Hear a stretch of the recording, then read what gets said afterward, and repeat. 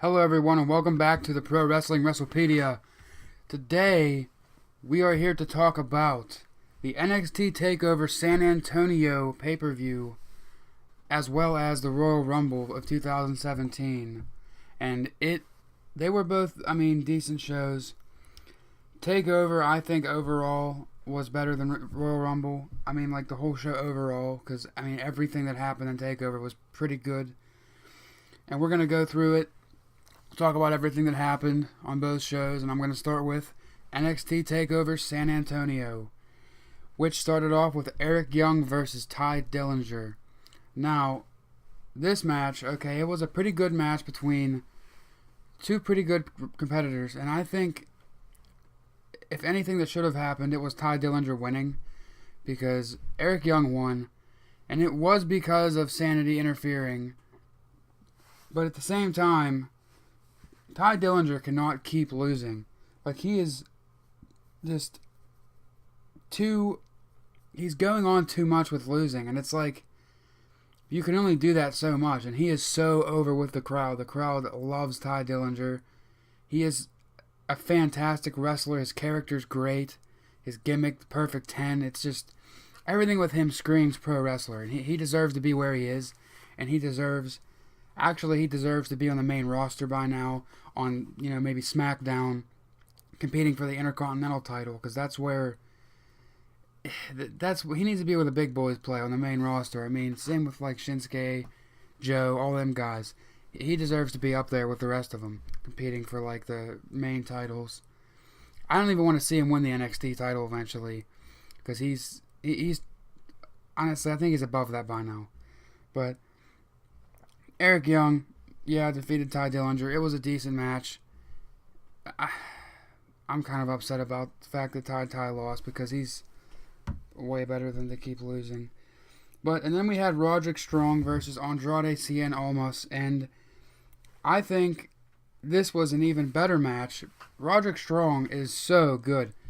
I think he's one of my favorites on NXT right now. He's the messiah of the backbreaker. His backbreakers are insane. He did this one spot to Andrade where he did a backbreaker on the ropes by the turnbuckle, and that was pretty sweet, the way that was executed. And yes, Roderick Strong picked up the victory from Cien, which obviously that's the right way to go at this point. Cien's fantastic too. He needs to start picking up some wins himself, because he's a very good wrestler. He deserves a lot more, as much as Dillinger does. He puts on some of the best matches in NXT in the past couple months. He's pretty good. And then we had the match that I was looking forward to second most of the night, and that is the Authors of Pain versus DIY for the NXT Tag Team Championship. Now, I knew going into this that DIY wasn't going to retain, because the way they've been booking the Authors of Pain, they're the most dominant thing in the entire WWE right now, including the main roster. Because they're consistently winning, they're consistently just beating ass and, breaking people in half. The Authors of Pain are one of the best things going about NXT right now. I think they have a lot of potential. I think they deserve their victory for the titles, and they had a very, very good match. And it's pretty often you don't see big guys like them that pull off such good matches as much as they did on a TakeOver. A lot of times, the big Vince guys, they just, like Ryback. Ryback's not the best wrestler. In fact, I wouldn't even call him good. But, he's just a big muscular guy that Vince liked and brought him in because of that. And that's not what the Authors of Pain are. The Authors of Pain are the full, complete package when it comes to, big, muscular powerhouses in wrestling. They are very great wrestlers, great character. Paul Ellering adds a lot to their package. They deserve the win. DIY would have deserved it also. DIY is the best tag team. Well, maybe the third or fourth best tag team in the world. Them guys are fantastic. But Authors of Pain picks up the victory, and it was a very good match. I liked it. Honestly, couldn't have been much better. It was booked pretty good, with DIY still looking strong, A lot of good spots in the match, like, you know, Psycho Killer. The Psycho Killer persona came out of Tommaso Ciampa because Johnny Gargano was hurt for a little while, and it ended up with Ciampa was pretty much taking on both of the members of Authors of Pain by himself. And yeah, that was booked pretty good. But after that match, then we started with a little commercial, and then it came to the announcers talking at the announce table, and you just started to hear someone screaming. He said, "This show's called Takeover, right?" And they looked over, and it was Seth freaking Rollins.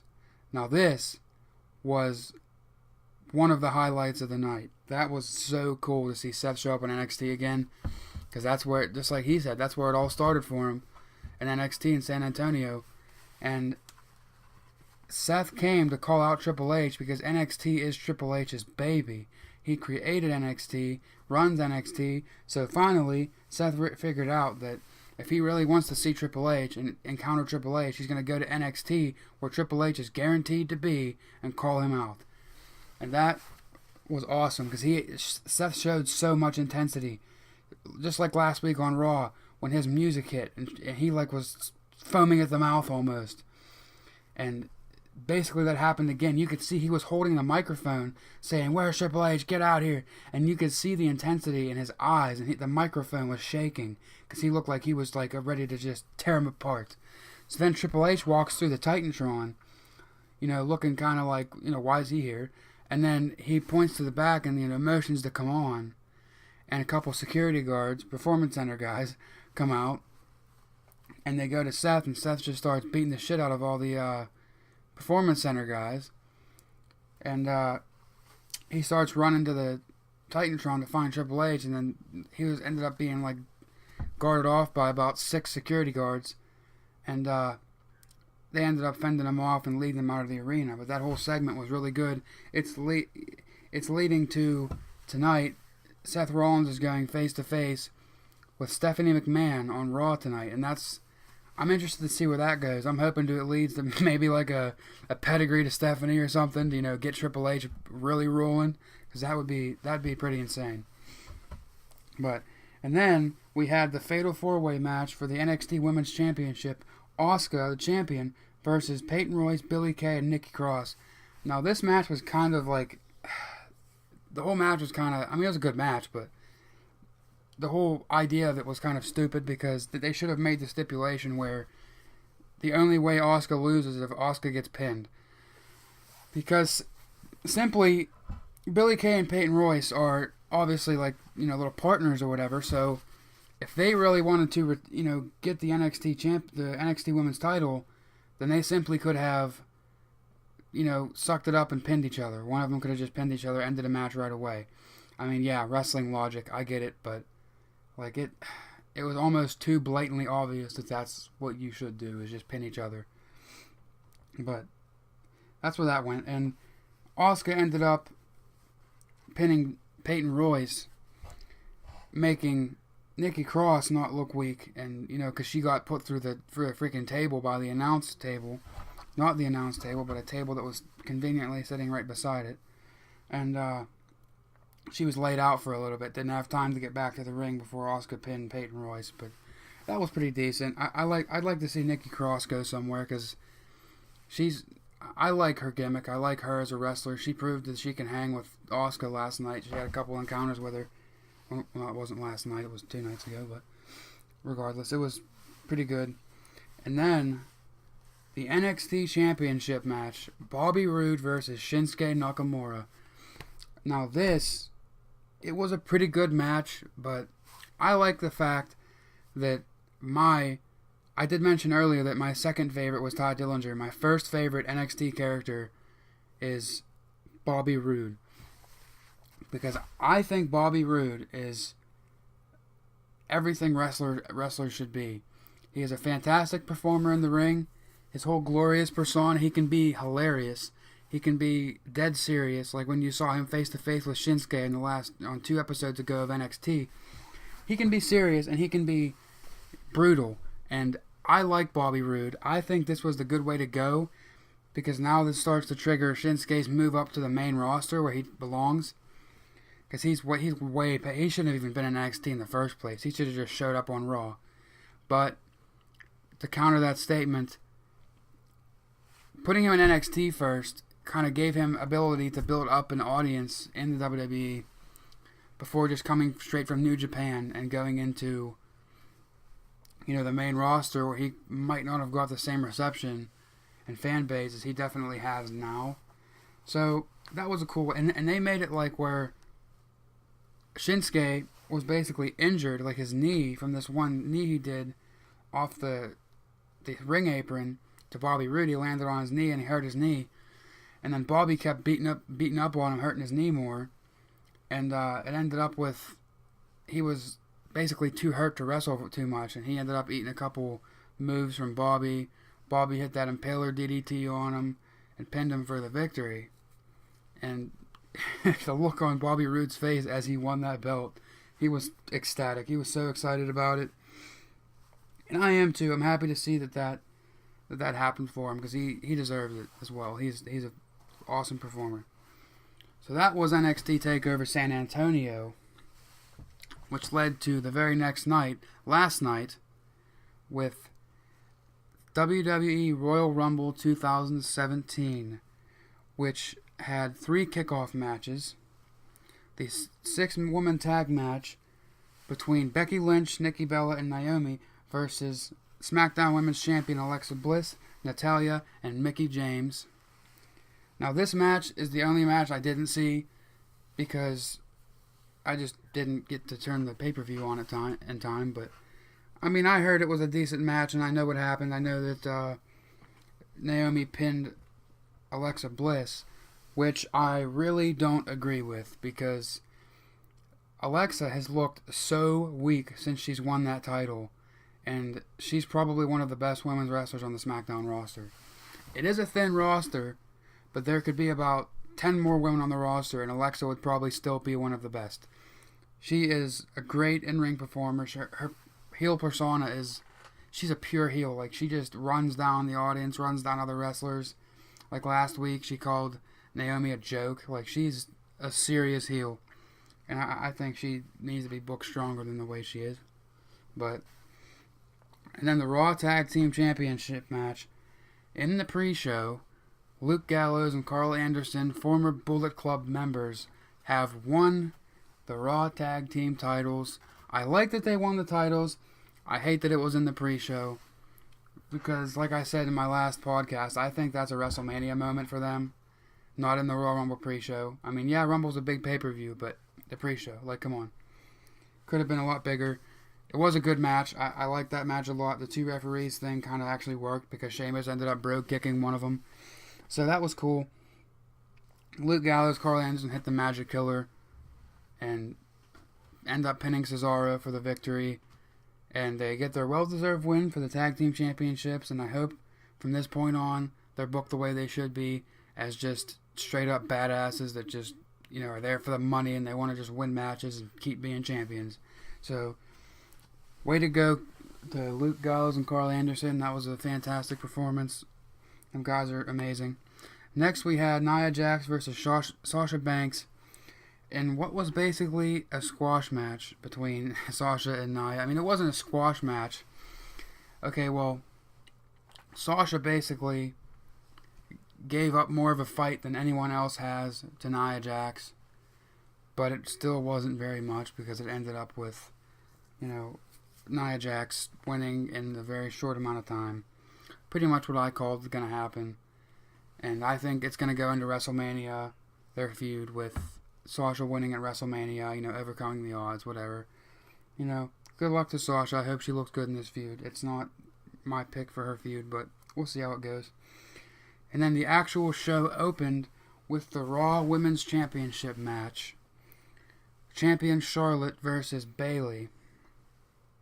With Charlotte picking up the victory, of course, which we all kind of saw coming because of her 15 or 16 pay-per-view streak. I think last night was 16. And she looked very strong in this match. They had this whole dynamic going where Bayley was, basically a fan turned into a wrestler while Charlotte was born into the business, and she's basically a superstar, which, I mean, she is. She's one of the best wrestlers on the roster, including men. She is fantastic. Pure heel. Straight up villain. I think she's great. This was a decent match. Now, the reason I think this was a decent match is because I don't think it was, like, fantastic, is because I have a strong feeling that this is going to go into WrestleMania as well, with Bayley finally picking up the victory and ending Charlotte's streak at WrestleMania, because that's where it should be instead of the Royal Rumble. Instead of her ending her streak at the Royal Rumble, I think it's going to be on the grandest stage of them all, WrestleMania. And I think that's why this match wasn't too great, was because they're waiting to WrestleMania to put on the best match they possibly can at WrestleMania. So I think it's going to be a lot bigger come then. And then, for some reason, the next match was the WWE Universal Championship match between the champion Kevin Owens and Roman Reigns. God, I hate Roman Reigns. Oh, he's just something else, isn't he? It took everything Owens could think of to defeat Roman, and it wasn't even Owens that defeated him. I mean, yeah, Owens won the match. He ended up pinning Reigns, but with the help of Braun Strowman. Now, Chris Jericho was suspended above the ring in a shark cage, and Owens put on a really good match. He showed why he deserves to be the main champion in this match. There was some awesome spots. He started building a chair pyramid towards the beginning of the match, and it just kind of sat there till the end, and he ended up going through it, which I figured. But he did this really cool spot where he had a table set up on the outside, put Roman on the table, and then did a 5-star frog splash through the table on on Roman Reigns. And that was a pretty sweet spot for, I love seeing a guy of Kevin Owens' size doing stuff like that, because he gets to showcase why you don't have to look like Roman Reigns to be in the WWE. And, the thing that pissed me off was the fact that it took so much to put Roman away. Chris Jericho was above the ring in a shark cage, and I figured he was going to get involved because he wasn't supposed to get involved, so obviously that means he's going to. But he ends up throwing down brass knuckles to Owens. Owens does a Superman punch, copying Roman Reigns. Superman punches Roman Reigns with brass knuckles, and Roman kicks out right away too, kind of fast. And it's when have you ever seen somebody kick out from brass knuckles? That has never happened before. William Regal has done that in the past, and he has never lost with brass knuckles, and that was kind of his finisher, I think, for a while. So it didn't make much sense to me, the fact that Roman is booked so strong. And we're going to get to Roman more in a little bit here, because I was furious by the end of the night. But, yeah, Owens picks up the victory because Braun Strowman comes in at the end of the match and brutalizes Roman for Kevin Owens, to him to just get on top of him and pin him. So there was that. And then we had the match of the night. AJ Styles versus John Cena. This was definitely match of the night. One of match of the year so far this year. I know it's early, but that was such a good match. I think at the end of the year, this will still be match of the year contender. In my opinion, it was better than their match at SummerSlam, because the spots they did, and the fact that Cena almost looked heelish doing the things he was doing in the match. And it took a lot for him to finally put AJ away. He did an attitude adjustment off the top rope, the Super AA. And he did that. AJ kicks out of that, and he just kind of picks him up and does 2 more attitude adjustments and ends up picking up the victory on AJ Styles.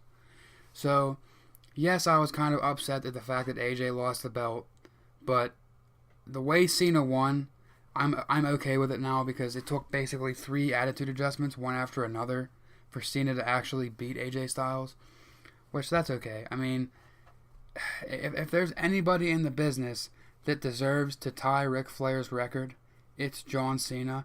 Cena's one of the best in the world, regardless of what anybody says. And let me tell you, especially after last night, John Cena deserves your respect. He is he basically proves why he is in the spot that he's in all the time. I'm happy to see John Cena with the belt again. That was a great showing from two of the best in the world, John Cena and AJ Styles. I'm looking forward to see where this goes. I'm hoping it leads to another encounter between them two at some point, because them two together are just golden. Everything they do together, the promos, the everything, except when John Cena buries AJ Styles with promos. But this was great. Congratulations, John Cena. You tied Ric Flair's record. The world is proud of you, regardless of whether they like you or not. They respect you, and good job. And next we have the WWE Cruiserweight Championship match. Champion Rich Swan versus Neville. Now this went the way everybody knew it was going to go. Neville wins and is the new Cruiserweight Champion. Very well deserved. Hasn't held a title yet in WWE until last night at the Rumble. And they put on a pretty good match from the, because we haven't seen on Raw, kind of on 205 Live, we've seen what the Cruiserweights can do. But on Raw, we definitely have not seen what the Cruiserweights are capable of. But that last night was such a good match. The Cruiserweights deserve your attention. They deserve for the crowd to be involved in them. Because the crowd seems like they just don't care when the Cruiserweights are out. But I think after last night, they deserve your attention, because Neville and Rich Swan is so good. But as good as Rich Swan is, Neville's that much better. And I think Neville deserves his victory. He deserves to hold that title. I hope he holds it for a very long time. Can't wait to see who he feuds with next. Hopefully it's somebody like... I'd like to see him feud with Cedric Alexander for the title. That'd be a good feud. But we'll see where it goes from here. And then we had Randy Orton winning the 30-man Rumble match. And, I did not see this coming. I was actually very hugely disappointed in this Rumble. They had some good moments, some good encounters, like Strowman. Strowman was out and he was pretty much brutalizing everybody. And it was cool to see, James Ellsworth come out when Strowman was there, and he was terrified to go in. And then Dean Ambrose comes out, and he's like, okay, we're going to go in and fight Braun Strowman together on 3. 1, 2, 3. And they both run. And then Dean just kind of holds back and then, kind of makes Ellsworth run in by himself and get brutalized by Strowman and basically thrown out right away. And that was pretty funny. It was a, comedic moment in the match. It was cool to see Jack Gallagher there from the Cruiserweight division. He was the only Cruiserweight. I think there could have been somebody better like Cedric Alexander, but no, Jack Gallagher is great. I just think that's kind of a random one to put in if you're going to put people from the Cruiserweight division.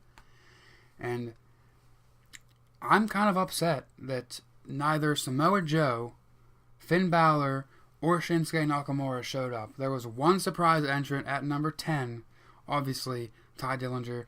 That was really cool. I liked seeing him team up with Sami Zayn to beat up on Braun Strowman for a little bit. I mean, obviously they didn't beat up on him, but I like this. I like seeing them try to team up on Strowman and fight him fairly for a little bit and give him a little bit of a challenge. But it was just cool to see them together. And then it was also cool to see Ty, with all the guys from the main roster for the short amount of time he was in the Rumble match. So that was good. And then, they kept, for some reason, Enzo Amore was number 27. The lucky spot of the Rumble was Enzo Amore. And, Enzo and Cass are pretty over, but come on, you knew that wasn't going to go nowhere. He comes out and immediately gets taken out by Brock Lesnar, which, is Brock Lesnar. Come on, Enzo. That was kind of a dumb thing to do. Baron Corbin eliminates Braun Strowman earlier in the match. Forgot to mention that. I think that was pretty awesome. I like that.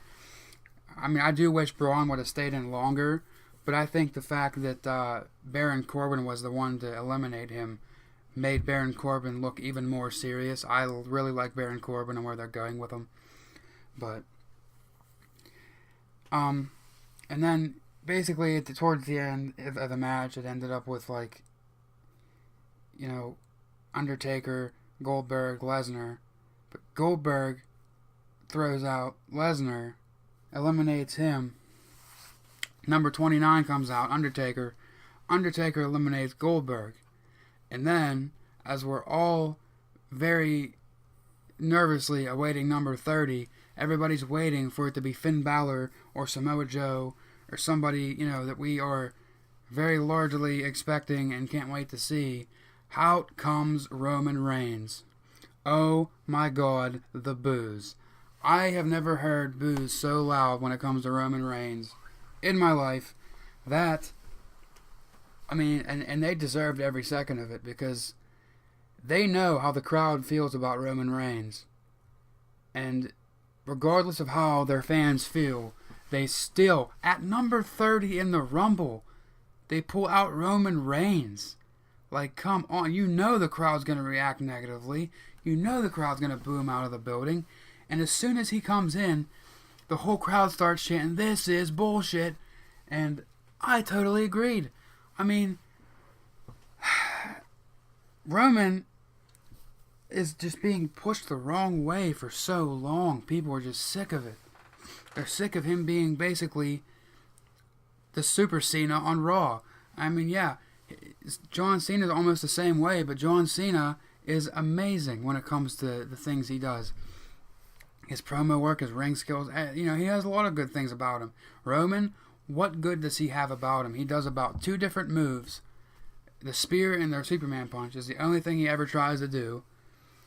And he's like, I get so sick of seeing him, and so does everybody else. And that was just like, that made that like, you could just feel the life being sucked out of the arena when his freaking music hit. It was just a pure disappointment. To me, it killed the match for me, to be honest. It just killed it. But it ended up, and not only that, he comes out to the ring and he eliminates the Undertaker. Of all people, he eliminates the Undertaker. And he throws Undertaker over the top rope, and he looks at him and he says, "This is my yard now." Now, if you want to get Roman Reigns cheered, and you're Vince McMahon, and that's all you want in life is to get Roman Reigns cheered, that's not the way to do it. So, I'm kind of having the theory that this was the start of the Roman Reigns heel turn. I guess we'll see where it goes tonight on Raw. But I'm really starting to think that this was the Roman heel turn starting. And I'm gonna really like that if it was. I might be up on board with that because they're finally gonna realize that Roman's not the guy everybody wants to see. So they're gonna turn him heel and see what they can do with that. Make him be like the dominant bad guy that just doesn't care anymore what people think of him. And I'm gonna be pretty anxious to see where that goes. But as far as the rest of the match, Roman ended up throwing out Bray Wyatt, who was left in the ring. It was just the final 3 was Bray Wyatt, Randy Orton, and Roman Reigns. Roman Reigns throws out Bray Wyatt. Orton throws out Roman Reigns to win the match. And I mean that also was kind of underwhelming to see that the winner was Randy Orton, because we want a new fresh face to be winning stuff like this and putting on victories at Royal Rumbles. Like, come on, really, Randy Orton again? And then now they're advertising Orton versus Cena at WrestleMania for the 500th time. Orton versus Cena. No, I don't think we're going to get that. I think in 2 weeks at the Elimination Chamber, we're going to get Bray Wyatt winning the title at the Elimination Chamber to have to face his partner Randy Orton at WrestleMania. Now that, to me, is kind of intriguing because I want to see Bray Wyatt as the WWE Champion, finally. Yeah, like I said, Cena deserves to win this match, but that doesn't mean he has to hold the title for 6 months. I mean, yeah, 2 weeks is kind of short, but what they want to do with this looks pretty good in my opinion. Like, they're going to put on a pretty good story here with Bray Wyatt winning at the Elimination Chamber and then Randy Orton having to face him at WrestleMania, and then it's going to finally be the implosion of the Wyatt family, because last night at the Rumble, like I didn't mention, Luke Harper kind of tried to turn on the Wyatts, and he almost did a Sister Abigail to Bray Wyatt before Randy Orton RKO'd him. So I'm pretty sure that this is going to be the final nail in the coffin for the Wyatt family at WrestleMania.